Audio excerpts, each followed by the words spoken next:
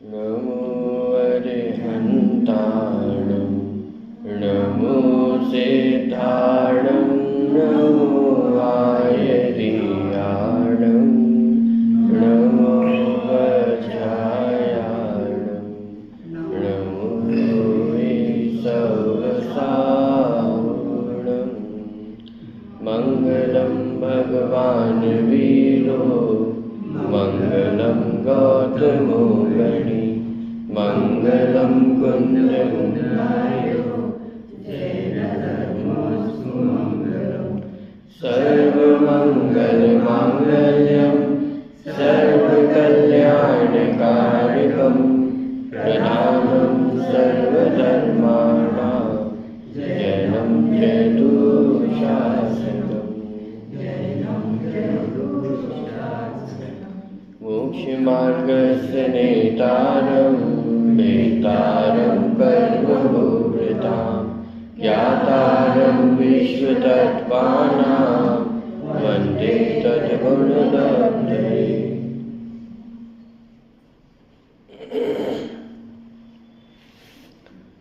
द्रव्यगुण पर्याय का विषय हमारा चल रहा है।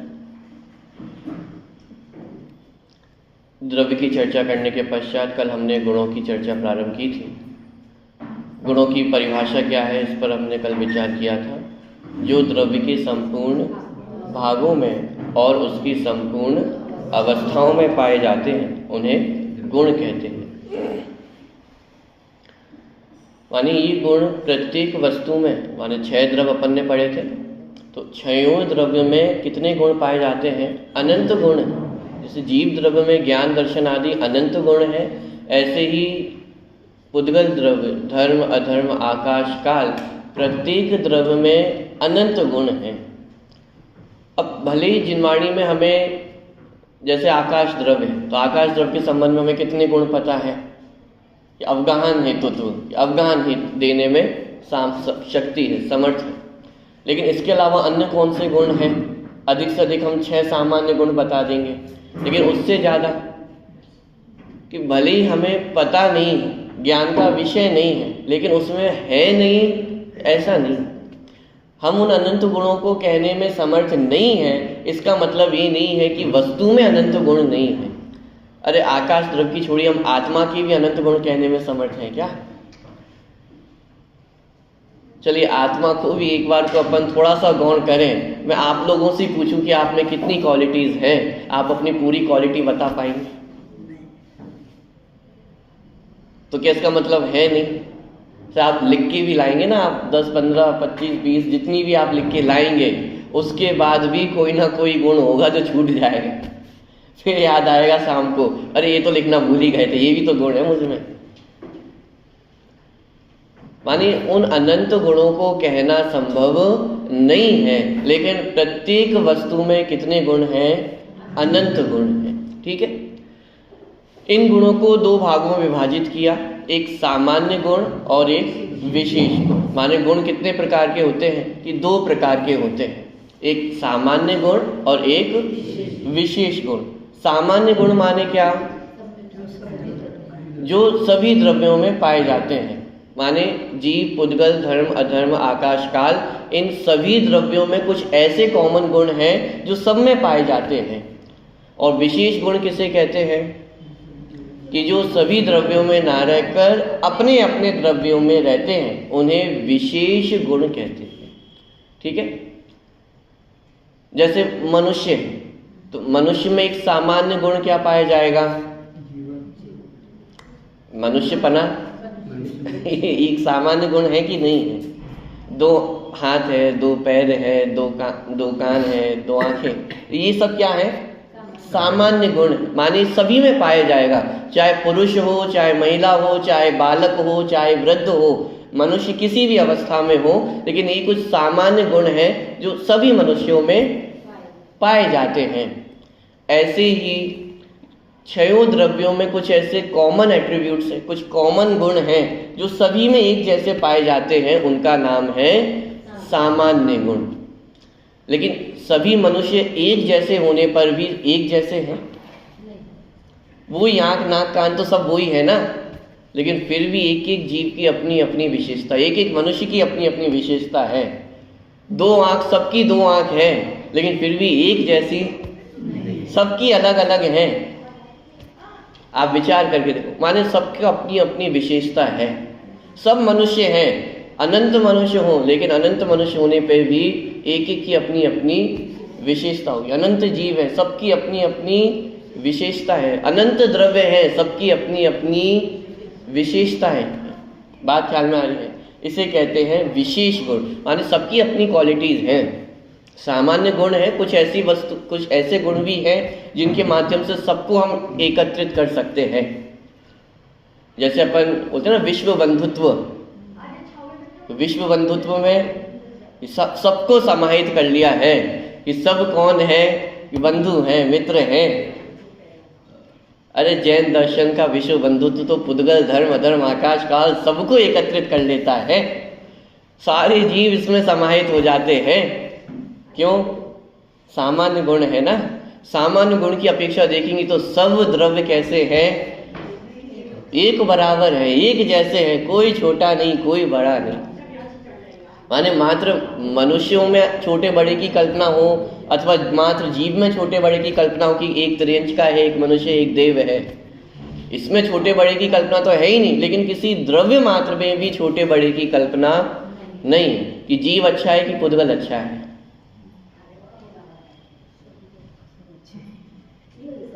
अभी अपन आगे जब सामान्य गुणों की चर्चा करेंगे तो इस पर और विचार करेंगे।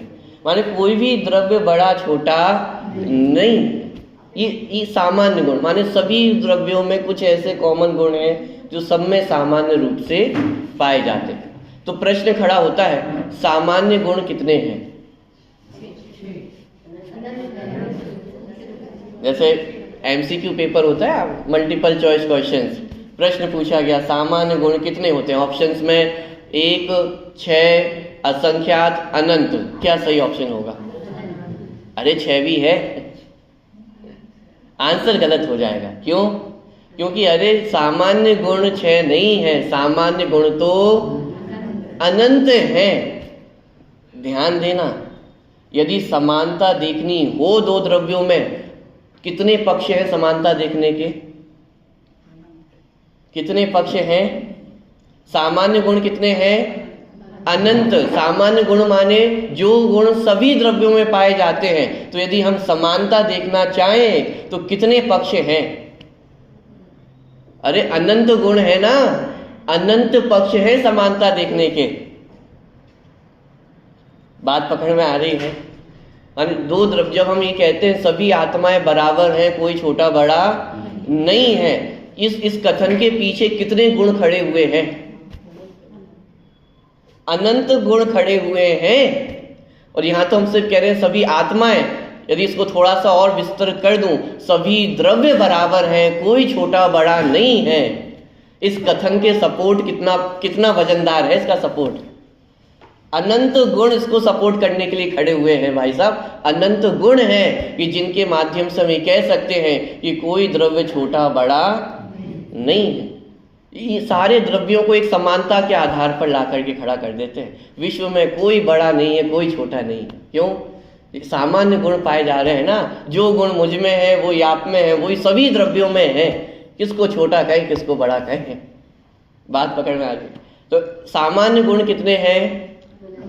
अनंत हैं। लेकिन मुख्य रूप से जिनवाणी में 6 गुणों का वर्णन किया गया है। इसलिए हम सामान्यता जब पूछा जाता है तो तुरंत हम कह देते हैं कि कितने गुण हैं?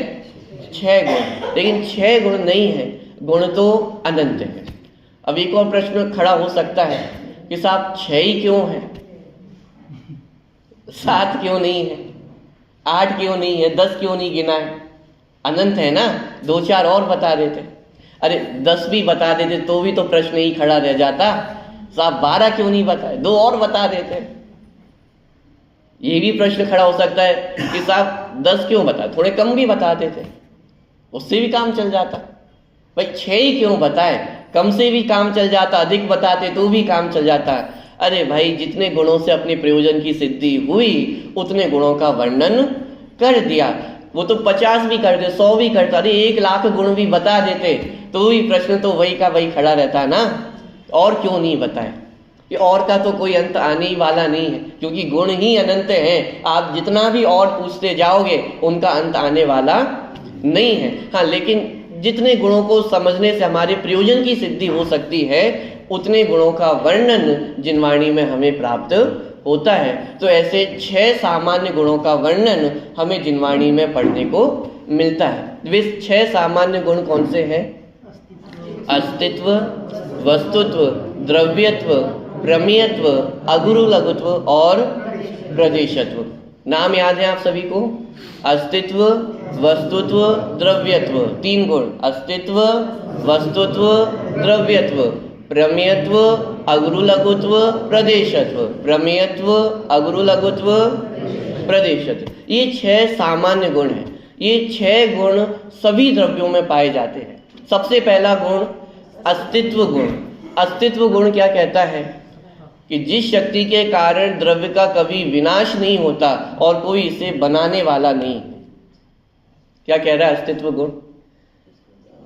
जिस शक्ति के कारण द्रव्य का कभी भी विनाश नहीं होता है और इसको बनाने वाला भी, जब कोई बनाने वाला नहीं है तो कोई विनाश करने वाला भी। विश्व में कितने एटम बम गिरे कि विश्व तबाह हो जाएगा? कितने देशों के पास एटम बम है, और सब यदि एक साथ एक दूसरे के ऊपर एटम बम फेंक दे तो विश्व समाप्त हो जाएगा कि नहीं होगा? आपके ऊपर एटम बम गिरेगा तो क्या होगा? विश्व की तो छोड़े, क्या होगा? कि एक गुण भी बाका होने वाला नहीं है, एक गुण में भी कमी आने वाली नहीं है। जितना मेरा अस्तित्व वर्तमान में है उतना का उतना अस्तित्व पूर्ण सुरक्षित है। ये अस्तित्व गुण की ताकत है। माने आपका अस्तित्व आपसे कोई भी नहीं छीन सकता है। आज जैसे जगत में कहते हैं ना कि किसकी लड़ाई है? अस्तित्व की लड़ाई है। हर एक देश किसके लिए लड़ रहा है? अपने अस्तित्व की लड़ाई लड़ रहा है ना। कि 1 इंच भी यदि जमीन यहां से वहां हो गई तो हमारा अस्तित्व खतरे में पड़ जाएगा। हर धर्म अपने अस्तित्व के लिए लड़ रहा है। जैन धर्म यदि नहीं अपने पढ़ा, नहीं किया कुछ, तो उसका अस्तित्व समाप्त हो जाएगा। हिंदू हिंदू के लिए, मुस्लिम मुस्लिम के लिए। किसकी लड़ाई चल रही है? अस्तित्व की ही तो लड़ाई चल रही है कि हमें अपना अस्तित्व बना कर रखना है। और यहाँ अस्तित्व गुण क्या कह रहा है? कि इस 3 लोक में कोई भी हमारे अस्तित्व को खत्म नहीं कर सकता है। जैन धर्म का अस्तित्व कब खत्म हो जाएगा? छठे काल में तो खत्म हो जाएगा ना। कोई धर्म करने वाला नहीं बचेगा। अरे धर्म किसका नाम है? वस्तु के स्वभाव का नाम धर्म है। वस्तु का स्वभाव कब नष्ट हो जाएगा? कि वस्तु का स्वभाव कभी नष्ट होने वाला नहीं है, तो उस वस्तु के स्वभाव को बताने वाला धर्म कब नष्ट हो जाएगा? कि धर्म तो तब नष्ट होना जब वस्तु का स्वभाव खत्म हो जाए। जिस दिन वस्तु का स्वभाव नष्ट हो जाएगा उस दिन जैन धर्म भी खत्म हो जाए। जैन धर्म किसका नाम है? वस्तु स्वभावो धम्मो, वस्तु के स्वभाव का नाम धर्म है ना। अरे जब तक द्रव्य का अस्तित्व कायम है तब तक जैन धर्म का अस्तित्व भी कायम है। यहाँ तो 6 द्रव्यों की बात चल रही है, मेरी बात चल रही है कि मेरा अस्तित्व कब तक है? ये अनादि काल से है और अनंत काल तक रहने वाला है। तो ये प्रश्न खड़ा करना कि मेरा अस्तित्व कब तक है, ये अपने आप में एक गलत प्रश्न है। क्यों? क्योंकि कब तक है ये पूछने पर तो हमें ये भाषित होता है कि कभी तो अंत आ जाएगा। ये प्रश्न ही अपने आप में गलत है। क्यों? क्योंकि मेरा कभी अस्तित्व खत्म होने वाला है ही नहीं। मृत्यु हो जाती है तो अस्तित्व चला जाता है ना। अरे जो अस्तित्व गया है वो इस पर्याय का गया है, असमान जाति द्रव्य पर्याय का गया है। मैं तो वैसा का वैसा ही हूं। माने जिस शक्ति के कारण द्रव्य का कभी भी विनाश नहीं होता और कोई बनाने वाला भी नहीं है। बनाने वाला नहीं है तो सुधारने वाला ना, बनाने वाला है ना सुधारने वाला है, ना बिगाड़ने वाला है, और ना खत्म करने वाला है। कितनी चीजें हो गई? 4 चीजें। देखो, जहां बनाने की बात आएगी वहां चारों चीजें अपने आप आएंगी। जिस चीज को बनाया जाएगा वो बिगड़ेगी भी, बिगड़ेगी तो उसमें सुधार भी होगा, सुधार होके चाहे तो नष्ट भी किया जा सकता है। लेकिन जिसको बनाया गया नहीं है उसमें कोई बिगाड़ भी नहीं है, तो सुधार की आवश्यकता नहीं है और उसको नष्ट भी नहीं किया जा सकता है। अब यदि माने कि इस विश्व को किसी ने बनाया है तो उसमें बिगाड़ भी होगा, सुधारने वाला भी चाहिए पड़ेगा, एक नष्ट करने वाला भी चाहिए पड़ेगा। इस कहीं काबू से बाहर हो जाए तो आप नष्ट कर दो। लेकिन ये विश्व व्यवस्था इतनी सुंदर व्यवस्था है, ना कोई बनाने वाला है, बनाने वाला नहीं है तो कोई बिगाड़ ही नहीं है इस विश्व में, कहीं कोई बिगाड़ नहीं है। कि साहब जब भगवान ने विश्व बनाया होगा तो नरक क्यों बनाए? इतनी गंदी जगह बना दी। स्वर्ग बनाए वो तो अच्छा है, पूरी धरती स्वर्ग जैसी बना देते तो क्या चले जाता? कभी सोच के देखा आपने? यदि कोई बनाने वाला है ही तो फिर क्यों इतनी मेहनत करवाए? पूरी धरती स्वर्ग कर देते, क्या बिगड़ जाता? क्यों ये सारी गंदी चीजें बना दी हैं? अरे प्रश्न तो ये गंदी चीजों का क्यों बनाई, ये प्रश्न तब खड़ा होता है जब कोई बनाने वाला होता है। सब अपने आप निर्मित है, स्वनिर्मित है। ये पहाड़ किसने बनाए, समुद्र किसने बनाए, नदी किसने बनाई? सब स्वनिर्मित है, कोई किसी को बनाने वाला नहीं है। अब छोटा सा भी यदि एनवायरनमेंट बनाने की कोशिश करें ना, एक छोटी सी जगह पे हम नदी निकालने की कोशिश करें, तालाब बनाने की कोशिश करें, पेड़ पौधे लगाने की कोशिश करें, कितने दिन टिक पाएगा?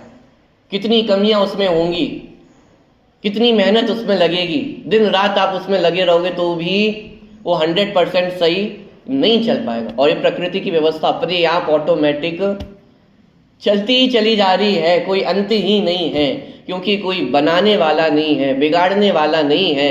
इसलिए मुझे भी घबराने की आवश्यकता नहीं है। क्यों?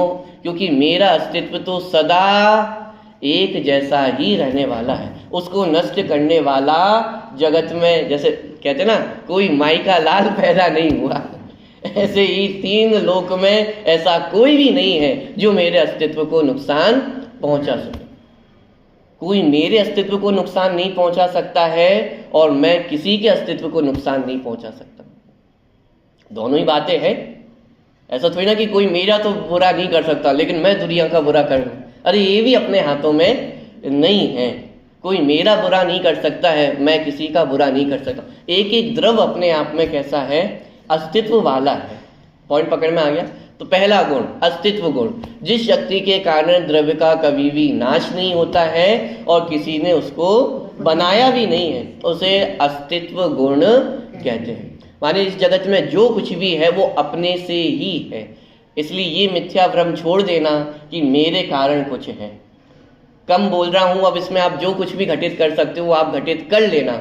जिस जिसकी सत्ता आप स्वयं से मानते हो कि ये मेरे कारण हुआ, ये मेरे कारण हुआ, ये मुझसे है, ये आपका मात्र भ्रम ही है। ठीक है, चलिए आगे बढ़ते।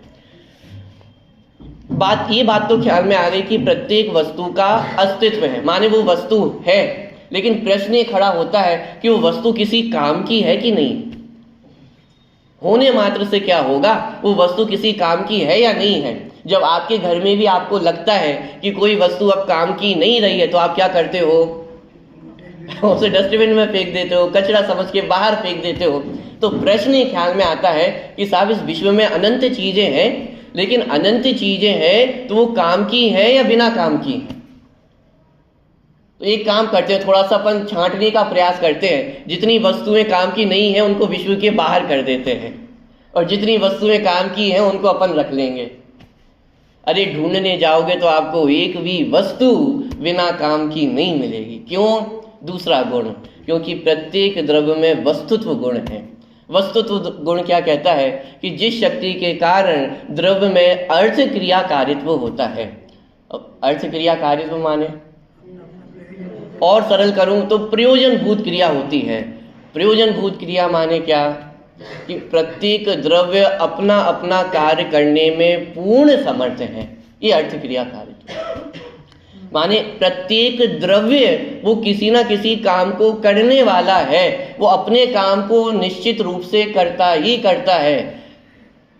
ये जो फालतू शब्द है ना, ये मात्र कल्पना है, काल्पनिक है। जगत में कुछ भी फालतू, जगत में कुछ भी निरर्थक, ये सब काल्पनिक शब्द हैं। यदि वस्तु व्यवस्था में देखें तो फालतू, निरर्थक, बिना काम का ऐसी कोई गुंजाइश ही नहीं है। प्रत्येक द्रव्य अपना अपना कार्य कर ही रहा है। जैसे आप केला खाते हैं तो वो छिलका काम का होता है कि नहीं होता है?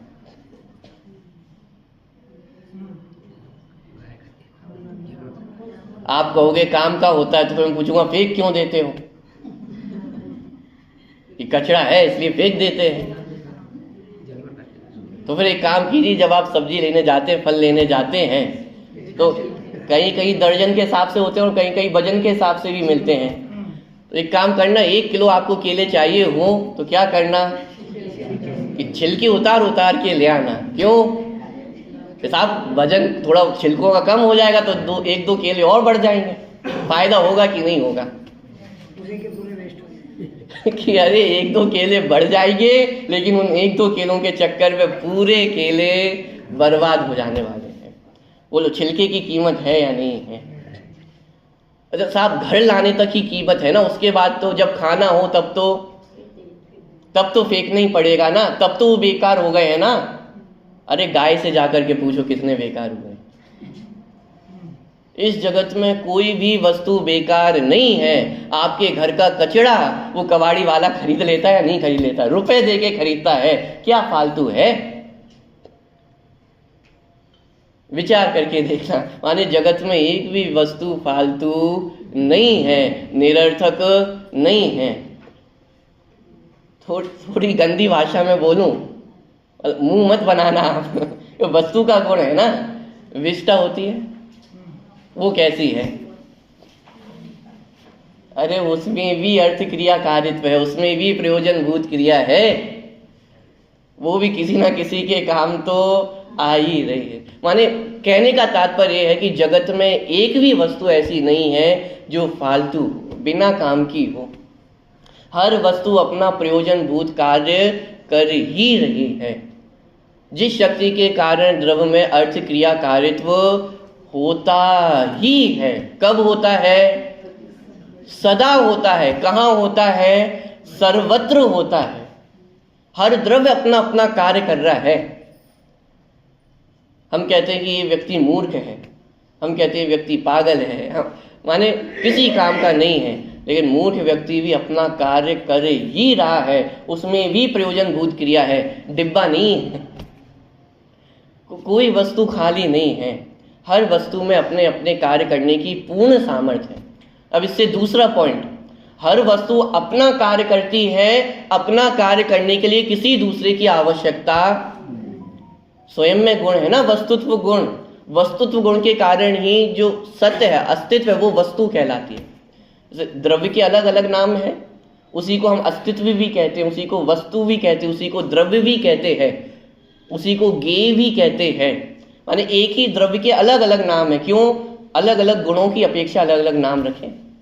वस्तुत्व गुण के कारण ही द्रव्य वस्तु कहलाती है। वस्तु माने कि जो किसी काम की चीज हो उसे वस्तु कहा जाता है।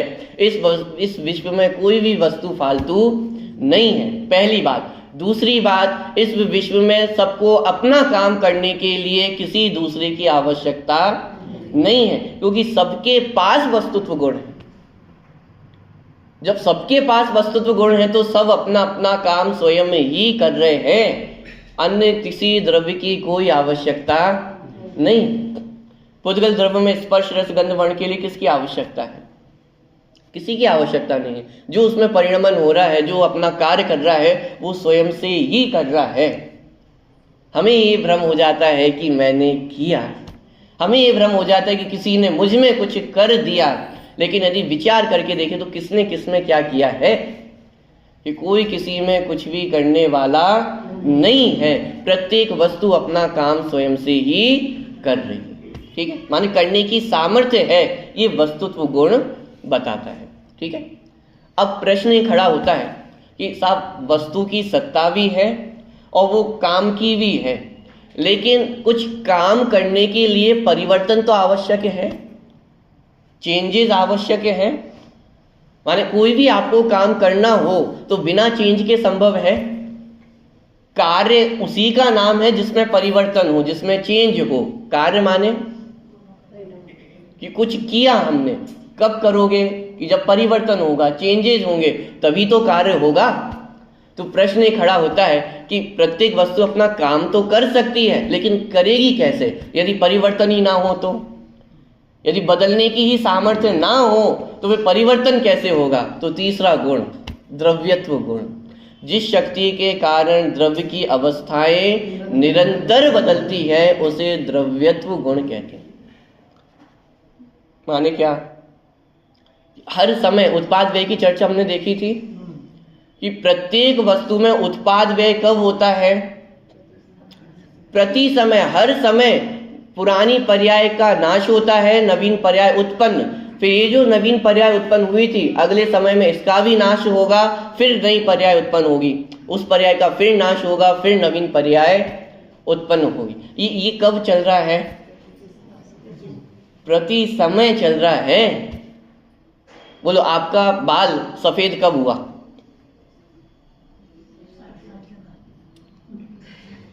ऐसा वो बाल ने 60 साल तक तो इंतजार किया, फिर उसके बाद उसने सोचा कि अब सफेद होने का समय आ गया है। अरे पहले समय से ही जब पैदा हुए थे ना, प्रक्रिया तो तभी से प्रारंभ हो गई थी बाल सफेद होने की। अब दिक्कत ये है कि वो आंखों से हमें इतना सूक्ष्म परिवर्तन दिखाई देता नहीं है, लेकिन परिवर्तन तो तभी से प्रारंभ हो गया है ना। बोलो, आप 6 फुट के कब हुए?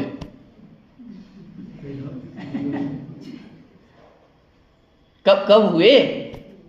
अरे हाइट बढ़ना तो पहले समय से ही स्टार्ट है ना। पहले समय से निरंतर उत्पाद व्यय चल रहा है, हर समय परिवर्तन चल रहा है। यानी एक समय को भी यदि परिवर्तन रुक जाए तो पूरी वस्तु व्यवस्था गड़बड़ा जाएगी, सब कुछ गड़बड़ा जाएगा। लेकिन गाड़ी में तो पेट्रोल खत्म हो जाता है, उसमें तो फिर से आपको रिफ्यूल करवाना पड़ता है, लेकिन वस्तु व्यवस्था में रिफ्यूल कराने की कोई व्यवस्था नहीं है। क्यों? क्योंकि ये फ्यूल कभी भी खत्म होने वाला, अनादिकाल से गाड़ी चलती जा रही है और कब तक चलती रहेगी? अनंत काल तक। टेंशन लेने की जरूरत ही नहीं है कि अरे किसी दिन परिवर्तन रुक गया तो, परिणमन रुक गया तो। घबराने की आवश्यकता ही नहीं है। जिस शक्ति के कारण द्रव्य की अवस्थाएं निरंतर माने बिना रुके, बिना अंतर के निरंतर चलती रहती हैं, माने वो उत्पाद व्यय वो हर समय निरंतर चल रहा है, बिना रुके चल रहा है। ये द्रव्यत्व गुण माने वस्तु है, काम की है और अपना काम करने में पूर्ण समर्थ है। और अपना काम करना कब बंद कर देगी? ये कभी बंद करने वाली नहीं है। क्यों? क्योंकि द्रव्यत्व गुण है। वो द्रव्यत्व गुण कभी रुकने ही नहीं देता है।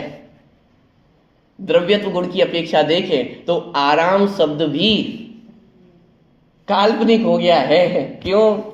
क्योंकि कोई द्रव्य आज तक विश्राम करता ही नहीं है, उसकी अवस्थाएं निरंतर। अब थोड़ा सा पॉइंट बदलूं, किसी द्रव्य को विश्राम करने की आवश्यकता है ही नहीं। क्यों? अनादिकाल से परिवर्तन चलता आ रहा है, एक समय को भी नहीं रुका है परिवर्तन, तो भी द्रव्य कितना थका और कब थक जाएगा? कि कभी भी थकने वाला नहीं है। अरे इस नहीं रुकने वाली व्यवस्था को समझने का नाम ही विश्राम है। क्या? आराम किसका नाम है? करने में आराम नहीं मिलेगा। परिणमन स्वयं हो रहा है, सहज हो रहा है, किसी को कुछ नहीं करना है। इस वस्तु व्यवस्था को समझने का नाम ही आराम है। बाकी तो सब दुनियादारी में लगे हुए हैं, वहां आराम मिलने वाला नहीं है। मैं आपसे पूछता हूं, सबसे आराम में कौन है? अरे सिद्ध भगवान सबसे आराम में है। क्यों? कुछ करना नहीं है ना, सारे परिवर्तन अपने आप स्वतः सिद्ध हो रहे हैं। कहाँ है आराम? हमें मिलता है घर जाकर के आराम मिल जाएगा। अरे घर जाके भी आराम मिलता है? जैसे ही व्यापार से लौटे और घर में घुसते ही नल खराब हो रहा है, गैस सिलेंडर बदलना है, ये करना है, वो करना है, वो तो कहाँ है आराम? जिस आराम को हमने आराम माना है वो तो हमारा भ्रम है। वस्तु में तो आराम की व्यवस्था ही नहीं है, उसका तो परिवर्तन निरंतर चल रहा है। लेकिन इस निरंतर चलने वाले परिवर्तन को स्वीकारना, बस इसका नाम आराम है, इसका नाम सहजता है कि अरे कुछ करने की आवश्यकता है ही नहीं, सब अपने आप स्वतंत्र रूप से हो रहा है। कितनी सुंदर व्यवस्था है, हर द्रव्य अपना अपना काम करता है और किसी अन्य की आवश्यकता ही नहीं है, वो काम कभी रुकता नहीं है। बोलो सूर्य का प्रकाश कब खत्म होगा? कितनी कितनी टेंशन लेते हो आप रोज कि आज सूर्य उगेगा कि नहीं उगेगा। आप निश्चिंत हो ना, इसलिए आराम है, आपको कोई टेंशन नहीं है सूर्य की कि उगेगा कि नहीं उगेगा। सुबह उठ के देखते हो 5 बजे, अरे सूरज अभी तक नहीं आया, 5:30 बज गए अभी तक नहीं आया, ठंडों के दिनों में तो और लेट हो गया, अभी तक नहीं आया है। टेंशन हुई, एक भी दिन टेंशन हुई? क्यों? क्योंकि आप उस परिवर्तन से बिल्कुल निर्भर हो, आप बिल्कुल भी टेंशन नहीं लेते हो, इसलिए आपको पूरा आराम है उस तरफ से कि साहब सूरज उगेगा, 100% उगेगा, देख लेना। टेंशन लेने की जरूरत है? सूर्य ग्रहण लग जाते हैं, चंद्र ग्रहण लग जाते हैं, टेंशन होती है, अरे सूर्य का क्या होगा, नष्ट तो नहीं हो जाएगा, ग्रहण लग गया है, दोबारा निकलेगा कि नहीं निकलेगा। आज तक किसी व्यक्ति को इसकी टेंशन नहीं हुई है, क्योंकि ये भरोसा है ना, परिवर्तन चल रहा है और ये परिवर्तन चलता ही रहेगा, रुकने वाला नहीं है, 1 मिनट को भी नहीं रुकेगा, 1 सेकंड को भी नहीं रुकेगा। ऐसे ही प्रत्येक वस्तु का परिणमन हो रहा है। यदि ये समझ में आ जाएगा तो निर्भरता कितनी आ जाएगी, फिर आप घोड़े बेच के सो सकोगे। कहने का तात्पर्य क्या है कि प्रत्येक वस्तु का परिणमन निरंतर हो रहा है। क्यों? क्योंकि उसमें एक शक्ति है, जिस शक्ति के कारण द्रव्य की अवस्थाएं निरंतर बदलती रहती है, निरंतर उसमें परिवर्तन होता ही रहता है। बात ख्याल में आ रही है? तो 3 गुण, अस्तित्व, वस्तुत्व, द्रव्यत्व। अस्तित्व गुण ने क्या बताया? वस्तु है, किसी ने बनाई है, कोई नष्ट कर सकता है, तो इस तरफ से अपन टेंशन मुक्त हो गए कि मेरा अस्तित्व तो हमेशा रहने वाला है। अब दूसरा प्रश्न, किसी काम का है? ऐसे ही है, बहुत काम का है कि मेरे लिए तो मुझसे और कोई भी नहीं है, याद कर लेना ज्ञानाष्टक। दूसरा पॉइंट कि वस्तुत्व गुण माने बहुत काम का है, अपने लिए तो मैं ही सबसे ज्यादा इंपॉर्टेंट हूं, दुनिया में और कोई इतना इंपॉर्टेंट नहीं। ठीक है, दूसरा पॉइंट। तीसरा पॉइंट, अपना काम कर पाता है कि नहीं कर पाता है। योग्यता तो है, शक्ति तो है, वस्तुत्व गुण से समझ में आ गया, लेकिन कर पाता है कि नहीं कर पाता है। कि टॉर्च है लेकिन लाइट जलती है कि नहीं जलती है। लाइट जलने की योग्यता तो है, लेकिन उसमें बैटरी है कि नहीं है। बैटरी नहीं होगी तो लाइट जलेगी नहीं जलेगी, तो टेंशन लेने की जरूरत नहीं है। क्या है? द्रव्यत्व गुण है, और ये ऐसी बैटरी है जो कभी भी खत्म होने वाली नहीं है। इसको चार्ज करना पड़ता होगा, तो आप सम्यक दर्शन से चार्ज हो जाएगी बैटरी। अरे ये वो बैटरी है जिससे सम्यक दर्शन होता है, सम्यक दर्शन से बैटरी चार्ज नहीं होगी। पॉइंट पकड़ में आ रहा है? और ये परिवर्तन निरंतर चल रहा है, हर समय चल रहा है। यदि एक क्षण कोई परिवर्तन रुक जाए तो पूरी व्यवस्था ही बिगड़ जाएगी ना, पूरी व्यवस्था ही डगमगा जाएगी। परिणमन है, इसलिए पूरी विश्व सुंदर रूप से चल रहा है। ठीक है, 3 गुण, अस्तित्व, वस्तुत्व, द्रव्यत्व। माने इनके माध्यम से हमें समझ में आ गया कि वो वस्तु में काम कैसे होता है। वस्तु है, काम की है, अपना काम करने में पूर्ण समझ। माने इतने में हमें समझ में आ गया कि विश्व व्यवस्था कैसे चल रही है। माने कोई किसी को करने वाला नहीं है, कोई किसी का कुछ बिगाड़ करने वाला नहीं है, नष्ट करने वाला नहीं है। प्रत्येक द्रव्य शांति से अपना अपना कार्य कर रहा है। तो ये वस्तु व्यवस्था अनादि काल से ऐसी चल रही है, अनंत काल तक ऐसी ही चलती रहेगी। बड़ी बीच में थोड़े उत्पादी जीव, माने क्या मिथ्या दृष्टि जीव है, संसारी जीव है, भले ही उसमें कोशिश करते रहे कुछ परिवर्तन करने की, भले कितनी भी कोशिश की जाए कि मैं अपने हिसाब से कुछ परिणमन कर लूँ, लेकिन ये वस्तु व्यवस्था में कुछ भी होता नहीं है। कोई कितने उत्पात मचाने वाले आ जाएं, जैसे जगत में होता है दंगे हो जाएं, तो पूरी व्यवस्था ही बिगड़ जाती है। लेकिन यहाँ रंच मात्र व्यवस्था नहीं बिगड़ती। कितनी मिथ्या दृष्टि मिलकर के निर्णय कर लें कि हम तो परिवर्तन करके रहेंगे, कितना परिवर्तन हो जाए कि अरे हर द्रव्य अपना अपना परिणमन अपने आप से ही चल रहा है। इसलिए बहुत सुंदर व्यवस्था है। ठीक है, थोड़ा सा आगे बढ़ते हैं। अगला गुण है प्रमेयत्व गुण। प्रमेयत्व गुण क्या कहता है कि जिस शक्ति के कारण प्रत्येक द्रव्य किसी ना किसी के ज्ञान का विषय अवश्य बनता है। जितने जितने जगत में द्रव्य हमें दिखाई दे रहे हैं और नहीं दिखाई दे रहे हैं, वो भी किसी ना किसी के ज्ञान का विषय तो बनते ही। माने यदि जगत में कुछ है तो ज्ञान का विषय बनने योग्य ही है। हमारे क्षयोक्षम ज्ञान में भले ही प्रत्यक्ष रूप से आत्मा, धर्म, अधर्म, आकाश, काल ये दिखाई नहीं देते हैं, आंखों से नहीं देख सकते हैं, लेकिन फिर भी हमारे ज्ञान का विषय तो बनते हैं ना, परोक्ष रूप से ही सही। लेकिन हम जानते या नहीं जानते कि मैं हूं, कि मैं जीव हूं, ये ज्ञान है या नहीं है।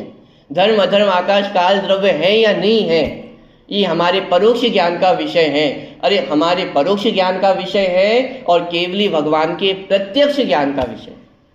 प्रत्यक्ष ज्ञान माने डायरेक्ट ज्ञान, जिसमें किसी अन्य चीज की आवश्यकता नहीं है, तो डायरेक्ट जान रहे हैं, अपनी आत्मा से डायरेक्ट उनका ज्ञान हो रहा है।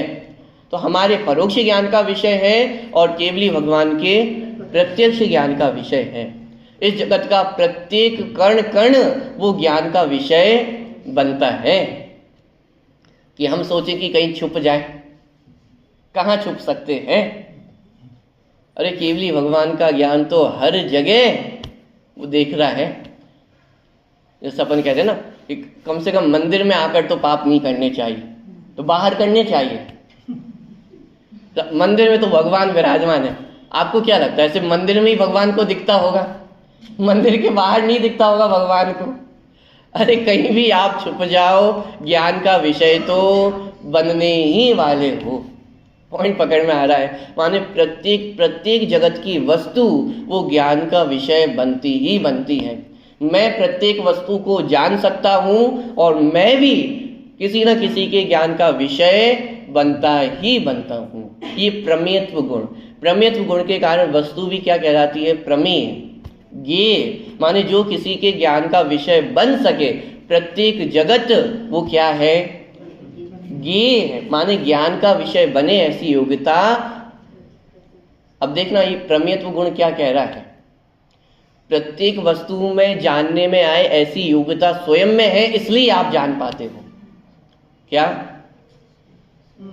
किसी को ज्ञान का घमंड हो जाए, अरे मुझे तो बहुत कुछ आता है, 12th क्लास में एकदम फर्स्ट क्लास आया था, कॉलेज में गोल्ड मेडल, हर जगह कैसा हूं मैं? फर्स्ट ही हूं। अरे मान में नहीं रहना। वस्तु में योग्यता है कि वो जानने में आ सके, इसलिए ज्ञान का विषय बनती है। यदि वस्तु में योग्यता नहीं होती कि वो जानने में आ सके, तो लाख प्रयास कर लेते तो भी वस्तु को जानना संभव नहीं होता। ये प्रमेयत्व गुण कह रहे हैं। माने जिस ज्ञान का हम आज घमंड कर रहे हैं वो घमंड करने योग्य नहीं है। कोई जानने की योग्यता माने वो जानने में आ सके योग्यता वस्तु में स्वयं में है। जीव द्रव्य जैसे 5 द्रव्यों के पास ज्ञान तो है नहीं, अब जीव द्रव्य बड़ा उछलने लग गया, मेरे पास क्या है? ज्ञान गुण है।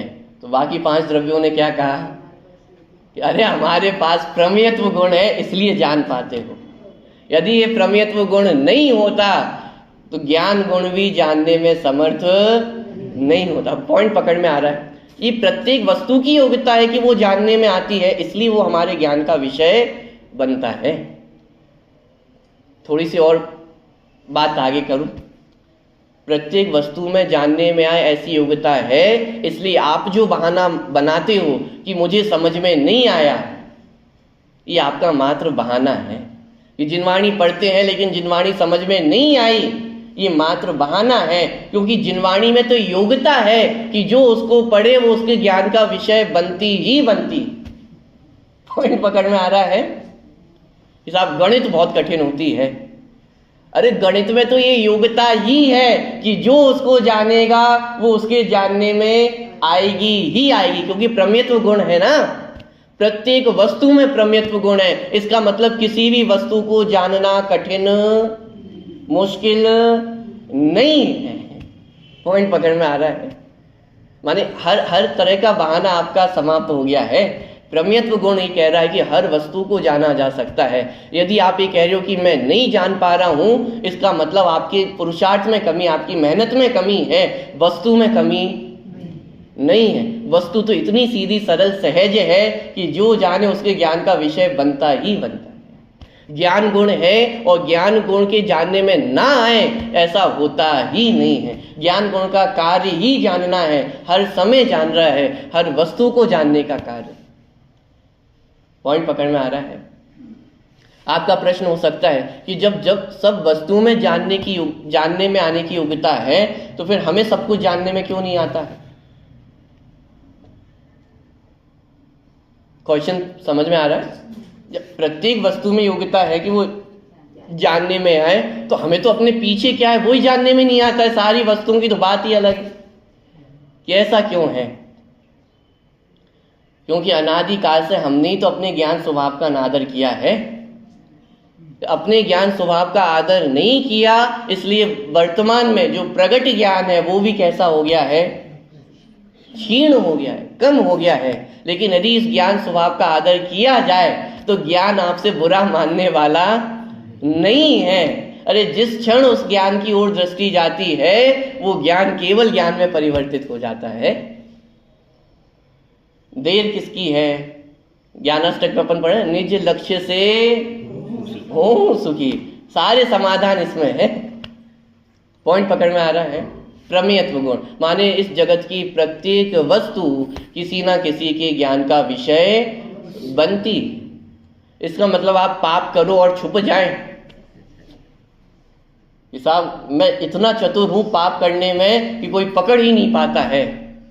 अरे आप कितने भी चतुर हो, लेकिन वो पाप कभी छुपता नहीं है। किसी ना किसी के ज्ञान का विषय तो बनता ही बनता है। ठीक है? प्रमेयत्व गुण कि जिस शक्ति के कारण वस्तु किसी ना किसी के ज्ञान का विषय अवश्य बनती है, उसे कौन सा गुण कहते हैं? प्रमेयत्व गुण। ठीक है, चलिए आगे बढ़े। इस आप इतने सारे अपन गुण समझ रहे हैं, इतनी सारी वस्तु व्यवस्था अपन समझ रहे हैं, लेकिन एक बात बताइए, किसी दिन वस्तु में से यदि ये अनंत गुण बिखर कर अलग अलग हो गए तो? जैसे चावल की बोरी है और चावल की बोरी में यदि एक छेद हो गया तो सारे चावल बिखर के अलग अलग हो जाएंगे। ऐसे ही आत्मा में, द्रव्य में कोई छेद हो गया और उसमें से सारे अनंत गुण बिखर के अलग अलग चले गए तो फिर क्या होगा? फिर तो ये द्रव्य व्यवस्था, वस्तु व्यवस्था सब समाप्त हो जाएगी ना। बोलो। तो इसके लिए भी एक गुण है, इसके लिए भी एक शक्ति है जिसका नाम है अगुरु लघुत्व। अगुरु लघुत्व गुण क्या कहता है कि जिस शक्ति के कारण द्रव्य का द्रव्यपना सदा कायम रहता है। बात समझ में नहीं आई? द्रव्य का द्रव्यपना कायम रहता है माने क्या? कि एक द्रव्य दूसरे द्रव्य रूप नहीं होता है, एक गुण दूसरे गुण रूप नहीं होता है, और द्रव्य में रहने वाले अनंत गुण बिखर कर अलग अलग नहीं होते हैं। परिभाषा थोड़ी बड़ी लग सकती है लेकिन बहुत सरल है। जैसे मैं आपसे पूछता हूं, आप कब रहोगे? कब रहेंगे आप? जैसे मैं प्रतीक हूं तो मैं प्रतीक कब तक रहूंगा? जब मैं आप रूप परिवर्तित ना हो जाऊं। यदि मैं आपके रूप परिवर्तित हो गया तो फिर मैं प्रतीक नहीं रहा, तो मेरा स्वरूप बदल गया ना। तो द्रव्य का द्रव्यपना कायम रहना मतलब क्या? कि एक तो वो दूसरे द्रव्य रूप ना हो, माने जीव द्रव्य है वो पुद्गल द्रव्य रूप ना हो। यदि मैं माइक रूप हो जाऊं तो फिर मेरा अस्तित्व नहीं बचेगा। माइक मुझ रूप हो जाए तो माइक का अस्तित्व नहीं बचेगा। तो मतलब एक द्रव्य दूसरे द्रव्य रूप नहीं होता। अगला पॉइंट, चलो द्रव्य तो एक रूप दूसरे रूप नहीं होते, लेकिन यदि मुझ में ही रहने वाले अनंत गुण मिलकर के एक हो जाए तो जैसे ज्ञान और दर्शन गुण, ये दोनों गुण मिलकर के एक हो जाए तो या तो ज्ञान गुण बचेगा या फिर दर्शन गुण बचेगा। एक गुण तो कम हो जाएगा ना, एक गुण भी कम हो गया तो वस्तु की सत्ता ही नष्ट हो जाएगी। पॉइंट पकड़ में आ रहा है? एक गुण दूसरे गुण रूप नहीं होता। शक्कर में रहने वाली मिठास मिठास रूप ही रहती है, सफेदी पना सफेदी पने रूप ही रहता है।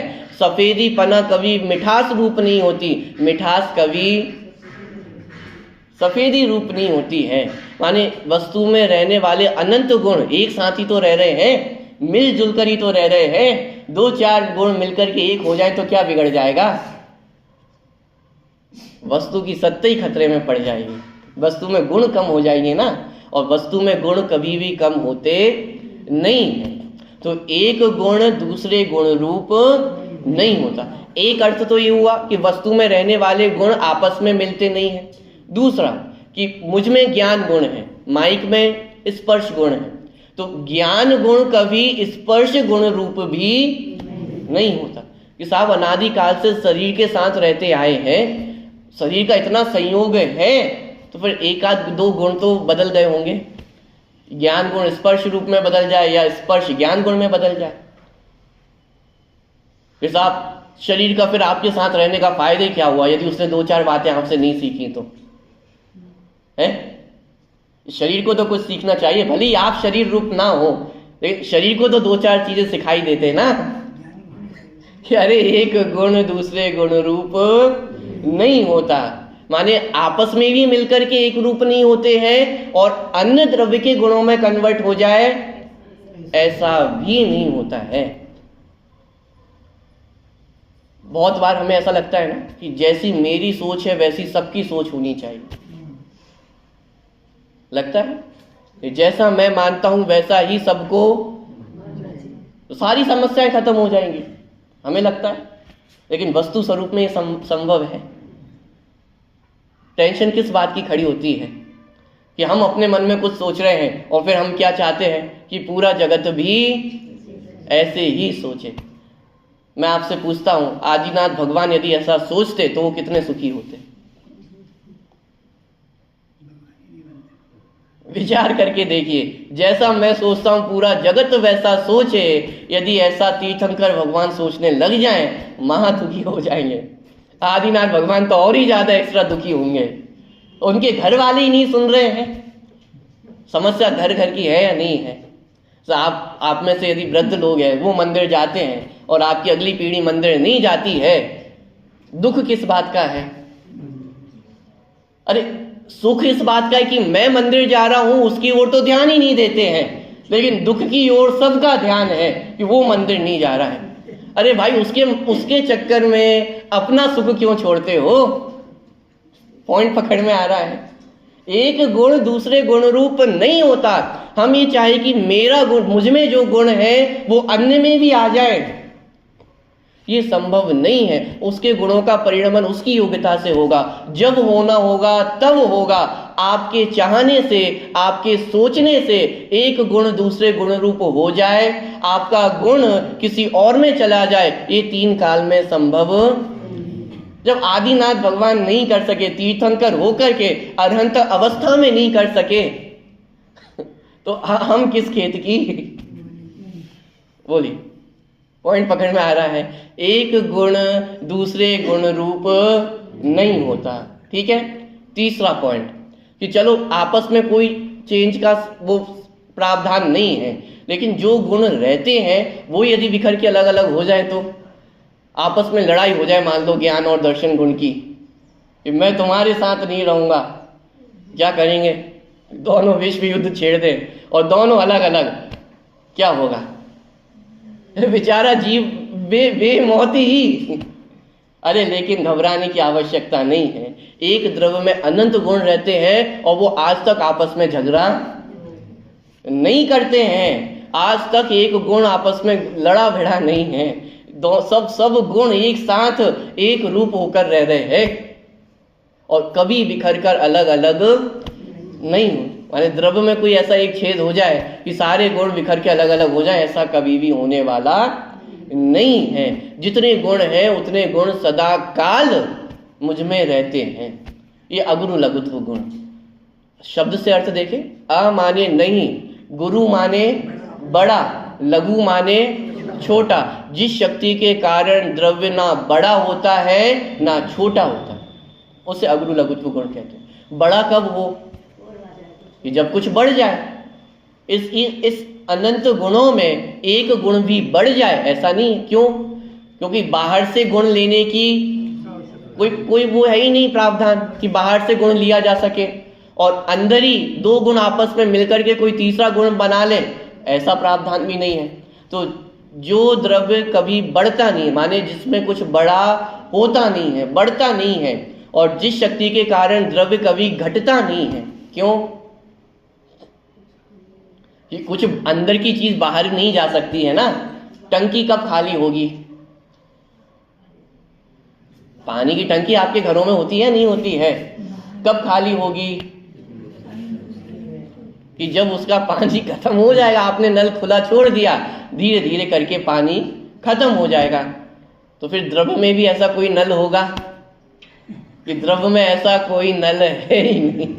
माने इसमें जो गुण है वो सदा उसमें ही रहते हैं, बिखर कर अलग अलग नहीं होते, कभी कभी आत्मा से बाहर नहीं निकलेंगे। पुद्गल के गुण पुद्गल को छोड़ करके कभी दूसरे पुद्गल द्रव्य में नहीं जाएंगे, अन्य द्रव्य में नहीं जाएंगे, कहीं पर भी नहीं जाने वाले हैं। तो इसीलिए कोई द्रव्य बड़ा नहीं, अगुरु लघु, कोई बड़ा नहीं कोई छोटा नहीं, कोई बड़ा होता नहीं कोई छोटा होता नहीं, क्योंकि कुछ बढ़ता नहीं है और कुछ घटता भी नहीं है। ये अगुरु लघुत्व गुण। जिस शक्ति के कारण द्रव्य का द्रव्यपना कायम रहता है, जिस शक्ति के कारण जीव जीव रहता है, जिस शक्ति के कारण पुद्गल पुद्गल रहता है, क्षयों द्रव्य अनादिकाल से अपनी सत्ता को ही प्राप्त है। आज तक एक जीव द्रव्य भी, एक परमाणु रूप भी परिवर्तित नहीं हुआ। और ये तो हम एक सामान्य, जब अपन विज्ञान पढ़ते हैं, केमिस्ट्री पढ़ते हैं, पानी कैसे बनता है? H2O से बनता है। वहां तो दो पुद्गल द्रव्य है ना, तो दो पुद्गल द्रव्य मिलकर के भी एक हो जाते हैं क्या? फॉर्मूला क्या है?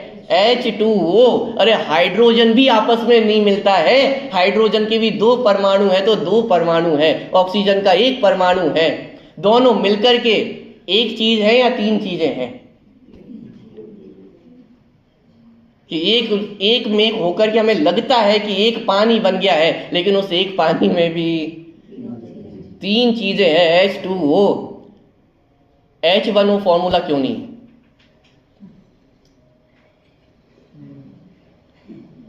पानी बनेगा ही नहीं। यदि दो हाइड्रोजन के परमाणु आपस में मिल जाएं, एक हो जाए, पानी बनेगा ही नहीं। पॉइंट पकड़ में आ रहा है? माने जब एक ही तरह के परमाणु भी आपस में नहीं मिल सकते हैं, एक नहीं हो सकते हैं, दो अलग अलग परमाणु कैसे एक हो जाएंगे? दो अलग अलग द्रव्य मिलकर के एक कैसे हो जाएंगे? पॉइंट ख्याल में आ रहा है? ये अगुरु लघुत्व गुण। माने जिस शक्ति के कारण द्रव्य का द्रव्यपना सदा कायम रहता है, बोलो कब बदल जाएगा? कल अपन ने बहुत चर्चा की थी, गुण किसे कहते हैं? जो सारी अवस्थाओं में साथ रहे। द्रव्यपना सदा कायम रहता है, किसी भी अवस्था में आप चले जाओ, ये द्रव्यपना सदा वैसा का वैसा ही रहने वाला है। कब कब कमी आएगी इसमें? जिस शक्ति के कारण जीव ही रहेगा, आप उसमें कुछ भी कर लो। कि पहले गुण स्थान में जीव होता है कि नहीं होता? पहले गुण स्थान में जब घोर मिथ्या दृष्टि जीव है, अनादिकालीन मिथ्या दृष्टि जीव है, सातवें नरक का नारकी है, तो वो जीव है कि नहीं? और केवली भगवान जिन्हें केवल ज्ञान प्रकट हो गया है, मिथ्यात्व तो बहुत दूर की बात है, रंच मात्र भी कषाय विद्यमान नहीं है। सिद्ध भगवान तो आठों ही कर्मों से रहित हो गए हैं, वो भी जीव है। और सातवें नरक का नारकी निगोदिया जीव, वो भी जीव है। कैसा कैसे? अरे जिस शक्ति के कारण द्रव्य का द्रव्यपना कायम रहता है, उस द्रव्य में कभी कोई कमी नहीं आती है। दूसरी बात, अगुरु लघु कहा जा रहा है। माने जिसके कारण ना कुछ बढ़ता है ना घटता है। मिथ्यात्व के कारण आत्मा में क्या घट गया? बोलो, मिथ्यात्व के काल आत्मा में क्या घट गया? कितने गुण कम हो गए हैं? एक भी गुण कम नहीं हुआ है। और केवल ज्ञान होने पर कितने गुण बढ़ गए? अगुरु लघु, ना बढ़ता है ना घटता है। ना मैं बढ़ने वाला हूं ना घटने वाला हूं। यदि बढ़ने वाला माने तो उसमें क्या दिक्कत है?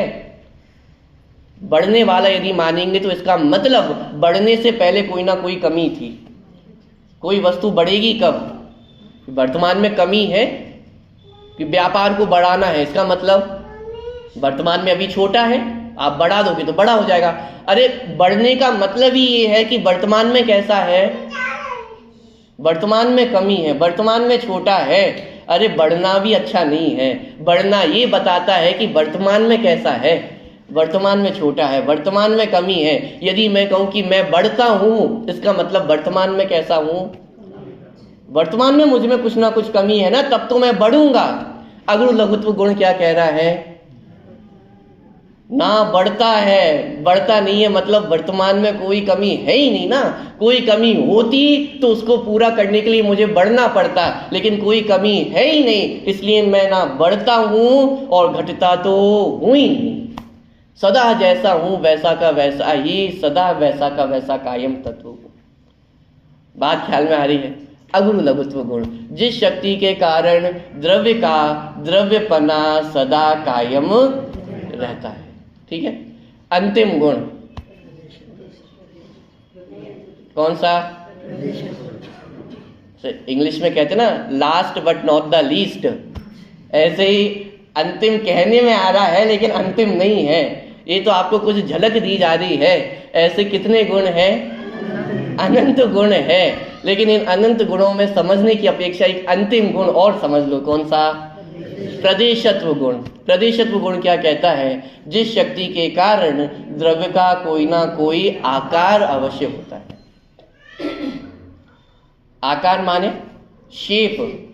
पानी का क्या आकार है? जो भी उसका शेप है, जिस भी अवस्था में वो उसका आकार है। पानी को धरती पे फैला दिया तो जो फैला हुई आकृति हमें दिख रही है वो उसका आकार है।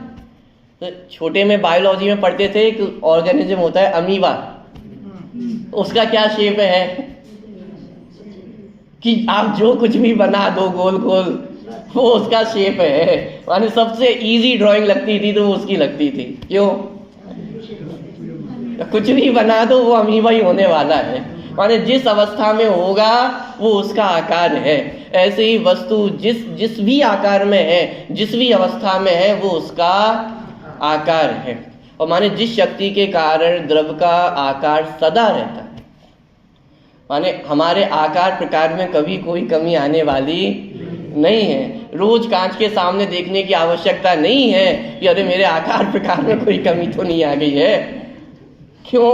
प्रदेशत्व गुण है। इस प्रदेशत्व गुण के कारण द्रव्य का आकार रहता ही रहता है। तो फिर साहब आत्मा का कैसा आकार है? कि संसार दशा में जिस शरीर में रहता है वो उसका आकार होता है। अभी मनुष्य शरीर में है तो मनुष्य आकार रूप से है, त्रियंच में चले जाएगा तो त्रियंच आकार का हो जाएगा। अरे एक समय ऐसा भी आता है जब पूरे 3 लोक के आकार का हो जाता है। केवली समुद्घात माने क्या? आत्मा में एक ऐसी शक्ति है कि वो जो आत्मा है ना, वो शरीर को छोड़े बिना भी शरीर के बाहर चली जाती है। मरण के समय नहीं, मरण के समय तो पूरी आत्मा शरीर को छोड़ के ही चले जाती है।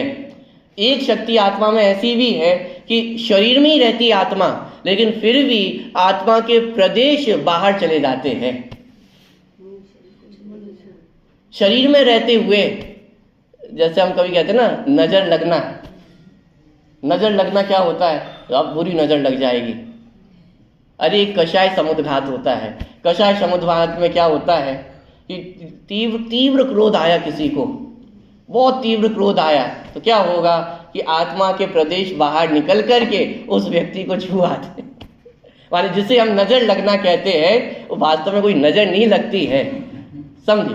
माने आत्मा के प्रदेश आत्मा को छोड़े बिना, मूल शरीर को छोड़े बिना बाहर निकल जाते हैं, उसे समुद्घात कहते हैं। कितने बाहर चले जाएंगे कि एक अवस्था ऐसी आती है जहां पूरे 3 लोक के बराबर आत्मा का आकार हो जाता है, उसे केवली समुद्घात कहते हैं। और पूरे 3 लोक के बराबर आत्मा का आकार हो गया। तो आत्मा का आकार कैसा? जिस भी अवस्था में है वो उसका आकार है। पुद्गल द्रव्य का कैसा आकार? कि जिस भी अवस्था में वो उसका आकार है। ऐसे ही धर्म अधर्म आकाश काल प्रत्येक द्रव्य का कोई ना कोई आकार अवश्य होता है। हमें दिखाई ना दे, हम नाम ना दे पाए, वो एक अलग बात है, लेकिन आकार हर वस्तु का होता ही होता है। तो जिस शक्ति के कारण द्रव्य का कोई ना कोई आकार हो, उसे प्रदेशत्व गुण कहते हैं। अभी प्रदेशत्व गुण भी कुछ कह रहा है। मेरे आकार में अन्य वस्तु का आकार प्रवेश नहीं कर सकता। मेरा जो आकार है, मेरा जितना आकार है, वो वैसा ही रहता है, उसको कोई बिगाड़ नहीं सकता है, उसको कोई सुधार नहीं सकता है। और मेरे आकार में अन्य वस्तु का आकार प्रवेश नहीं करता है। माने मेरा जैसा आकार है, जैसा भी आकार है, वो सदा वैसा का वैसा ही रहता है, मेरे कारण ही है, उसमें अन्य द्रव्य कोई कुछ भी नहीं करता। ड्राइंग बनाते हैं, बहुत सुंदर आकृति बनाई, किसने बनाई? अरे वो स्वयं उसकी योग्यता थी। जो इतनी सुंदर आकृति बनी है ना, घमंड करने की आवश्यकता नहीं है। उसका जो भी आकार सामने बन करके आया है, वो उस स्वयं की योग्यता थी। यदि उसमें योग्यता नहीं होती, आप गोल गोल करते रहते तो भी आकार नहीं बनता। क्या कह रहा हूं? वो स्वयं में योग्यता है ना। पुद्गल द्रव्य में योग्यता है कि वो आकार को प्राप्त होता है, तो आप ड्राइंग बना लेते हो, आप घर बना लेते हो। ये किसका योगदान है? साहब एक एक ईंट जोड़ करके हमने घर बनाया है। अरे प्रदेशत्व गुण नहीं होता तो आप कोई आकार नहीं दे पाते। घड़ा बनाया, घड़े का आकार दे दिया, घड़े में योग्यता है उस आकार के होने की, इसलिए हमने आकार दे दिया, ऐसा कहते हैं। लेकिन वो योग्यता किसकी थी? वो सोने को गला करके अंगूठी बना ली, हार बना लिया, कुछ भी बना लिया, योग्यता किसमें थी? स्वयं सोने में योग्यता है, इसलिए उसको अनेक आकार हो जाते हैं। यदि उसमें योग्यता नहीं होती, आकार नहीं दिया जा सकता था। पॉइंट पकड़ में आ रहा है? पानी की अंगूठी बना सकते हो, तो आप सोने की अंगूठी बना दी तो पानी की क्यों नहीं बना पाते हो? वो भी तो पुद्गल द्रव्य है, योग्यता नहीं है ना। पॉइंट पकड़ में आ रहा है? अरे स्वयं में योग्यता थी तो फिर हम कहते कि हमने इतनी सुंदर ड्राइंग बना दी। लेकिन विचार करें तो प्रत्येक वस्तु में प्रदेशत्व गुण है। जिस शक्ति के कारण द्रव्य का कोई ना कोई आकार अवश्य होता है, उसे प्रदेशत्व गुण कहते हैं। अभी तो ये सामान्य गुणों की चर्चा हुई है। सामान्य गुण माने ये गुण तो प्रत्येक द्रव्य में पाए जा रहे हैं। जीव, पुद्गल, द्रव्य, धर्म, अधर्म, आकाश, काल, सभी द्रव्यों में सामान्य गुण पाए जाते हैं। और प्रत्येक द्रव्य की अपनी अपने कुछ विशेष गुण भी है। कुछ नहीं, बहुत नहीं, अनंत गुण है। उनकी चर्चा अपन कल करेंगे।